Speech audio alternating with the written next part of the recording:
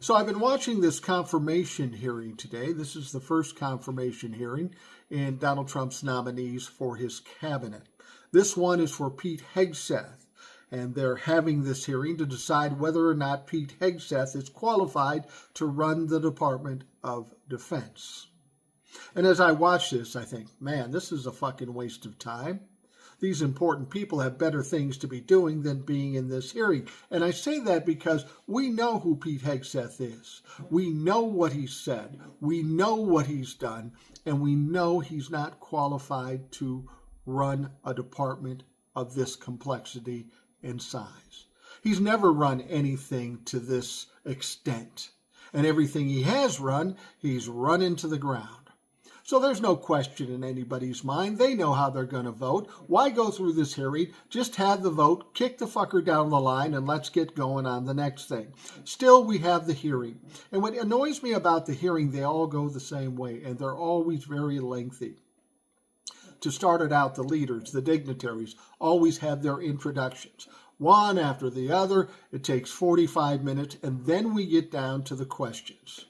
Republicans start asking softball questions of Pete Hegseth, and then they let him go on and spew his bullshit.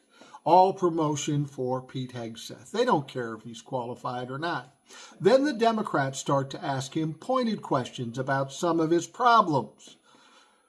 Pete Hegseth does what every Republican always does. He doesn't answer the question, and he tries to filibuster so he can suck up enough time so he doesn't have to answer any more of the hard questions. It's always the same thing.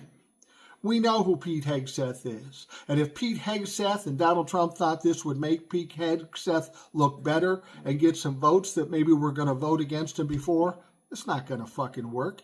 Pete looks like a dope up there. Absolute fucking idiot. He has no business running the Defense Department. Why do we go through this process? Because we have to? Well, it's not very efficient. It's not very effective.